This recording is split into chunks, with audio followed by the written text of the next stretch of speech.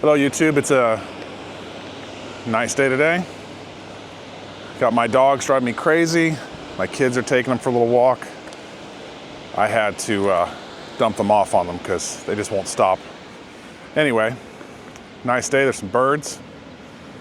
It's pretty awesome. A little bit of water. Well, what I wanted to talk about was how Gen X is the most creative generation. And I think there's some unique reasons why we are. First of all, we were kind of raised by these boomer parents who really had no interest in our well-being necessarily. I don't want to say that. They weren't in our business. In many ways, it was good. They were self-absorbed.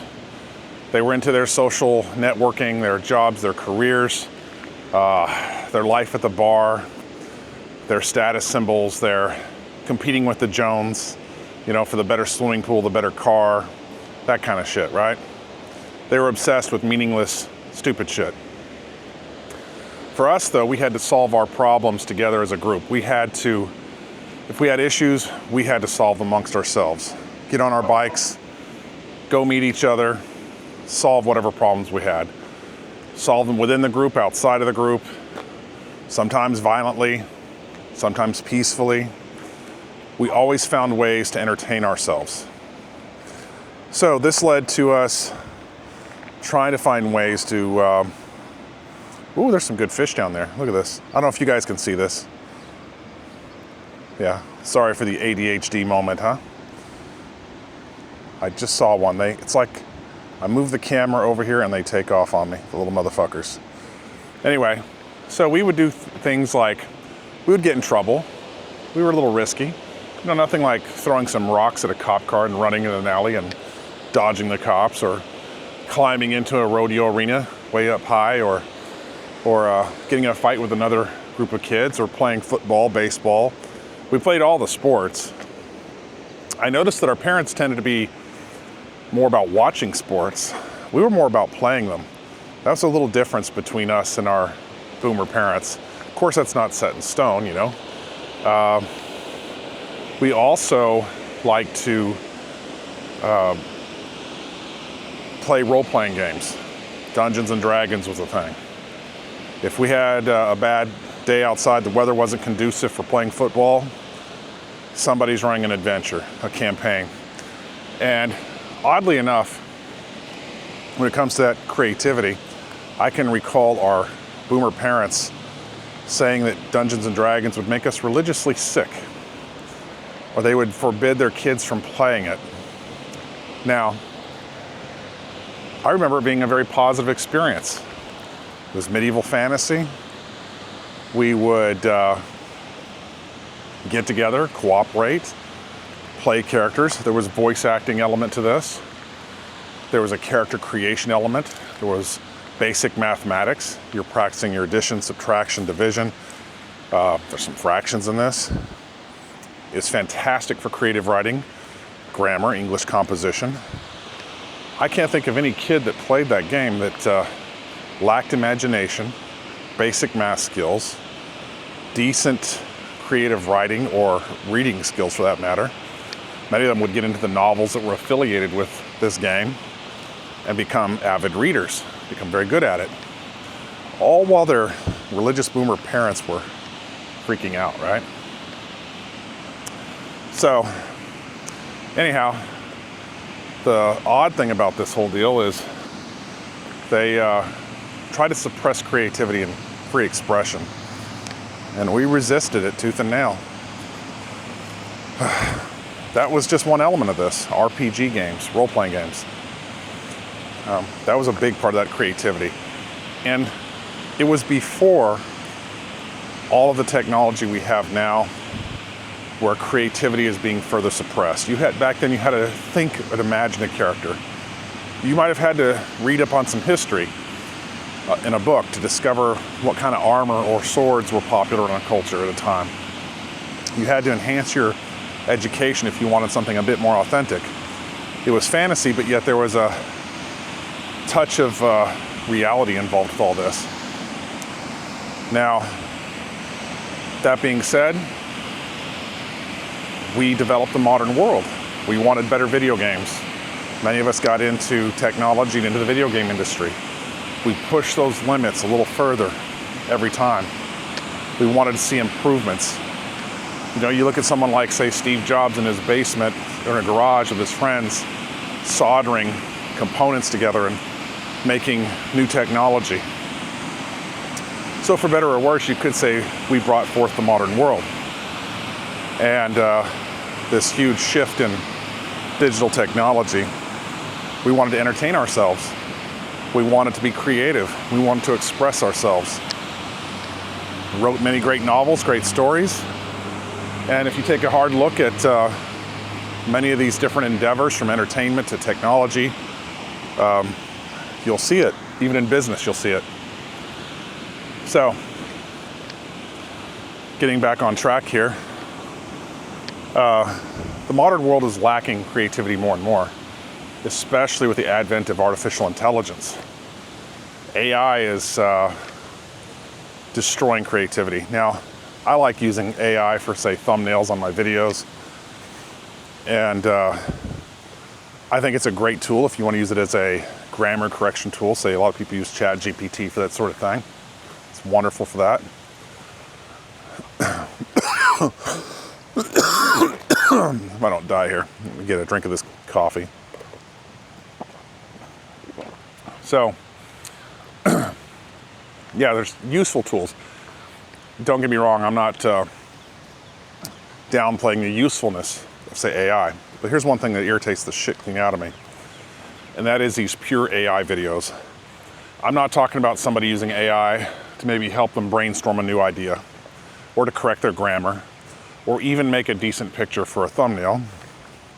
Of course, if you're a good artist, you should make your own. But what I can't stand are those videos where you have nothing but AI-generated video imagery coupled with AI-generated voices and content, 100% AI. AI at that point is no longer supplementary, but it's just dominating the entire sphere. And it's so bland and so boring. And I know you know what I'm talking about because it's become really prolific on YouTube. You'll hear this AI-generated content, and it's always the same style of voice, same voice. It's almost like having the same voice actor for everybody's video. And I always have to wonder about content like that, about the people making it. I imagine people who are so reclusive they cannot speak with their own voice. It's terrible. Even if you don't feel confident speaking, you should at least use your own voice. You should speak with your own words, your own opinion, in all its flaws, in all its strengths and all its flaws. You should be able to express yourself with your own words and your own voice, not rely on some robot to do it for you. Video-generated content is a little weird. If you're doing something specifically, say for a video game or hey, what if this city in this game, what would it really look like? Okay, that's fun. But to have especially like these travel videos, they show fake video streams of places in Europe or wherever else, and this AI voice spewing a bunch of bullshit. And a lot of it is bullshit. A lot of you guys, I was a history teacher for a while. A lot of you out there who are history nerds or professors, you will know what I'm talking about when you see the hallucinations of AI. Some people have gotten overconfident with their trust. They trust the AI just a little too much, in that they will rely heavily upon it for what they think is accuracy, especially when it comes to history. The AI hallucinates terrible shit, terrible bullshit, unsubstantiated shit. Clearly, it draws from any source and not specific, say, scholarly sources or vetted sources. So it's like the worst. It's like the worst of YouTube, where people with really broad, ignorant opinions suddenly have a computer voice that does it for them. So yeah, I think it's killing creativity. And I'm getting a little frustrated. It's my dog. My hair is getting long enough now, so I'm not used to having long hair, but my hair got long enough to poke me in the eye when I was hitting the heavy bag. Now it's long enough that I eat this shit. I just got to get it past my shoulders to be okay.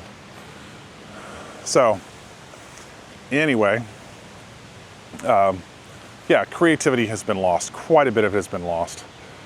So, I think that, especially this younger generation, some of the millennials, if they're off their ADHD medication, right, and the Zoomers, they could embrace their own creativity. An example, I have a former student I ran into recently, and he's now in college. I taught him when he was in middle school and high school. And he talked about how he uses ChatGPT to generate his entire essays for his professor because he just doesn't have time and he's pressed for time. I said, listen, you could use the AI to take care of the mundane tasks. I hated having to cite everything in APA format and hand type it. That was tedious. An AI can do that for you instantly. It gets rid of the mundane, stupid, useless shit. What I encouraged him to do was say, get a voice to text feature on like your Google Docs. Speak what you have to say in your words. And then copy and put that into, and paste that into a ChatGPT to correct your grammar. But keep your words your own. Keep your expression your own as much as possible. And it's like he never thought of that idea. Like, why would you want a computer to essentially fraudulently do the work for you? It doesn't make any sense. So yeah, so I'm seeing the weaknesses in academia. People are not free thinkers. I think the over-reliance on technology, the suppression of creativity, or the discouragement of creativity through technology and social pressure and what have you, will in the long run convert more and more people to NPCs. And of course, those of you who are into RPG games know exactly what I'm talking about when I say NPCs. So, yeah, we don't need more NPCs than what we already have on this planet. There's too many walking around, their heads up their asses. So creative thinking is an important part of human thinking. And for the longest time, and some people still do this, by the way, little side note, some people still try to suppress the notion of creative thinking or creative arts or anything like that, or liberal arts, as being useless. I disagree. The same people that say, well, you just need to learn something practical. Okay, yes, for a profession, there are things in demand that are very practical that you should be doing. However, getting rid of your creativity gets rid of much of your humanity. And there is value in pursuing creative pursuits. It's what makes you human. I think that was mentioned on the movie Dead Poets Society with Robin Williams, right? With the things that make us human, essentially. So I'm not going to keep lecturing about this forever. There's reasons why the modern world exists. It's because of the creative dreams of Gen Xers. And they worked hard to bring it forth into reality. They had a work ethic coupled with creativity and a willingness to experiment and innovate. So, I'd like to hear you guys' thoughts on this, regardless of what generation you are. I think it's obviously, I like nuance, and I'm a firm proponent of freedom of speech and freedom of ideas and expression. So, YouTube might suppress you guys. I've been noticing that on some of my videos. I try to stop it, but I can't really. YouTube doesn't like free thinkers, right? So, that being said, have a great day. I'm going to enjoy this waterfall with my dogs. And something bit me. What the fuck? Motherfucker just bit me while I was about to push this button. Goddamn. Parasitic insects of the American South. Lovely shit. Anyway, see you next time, guys. Bye.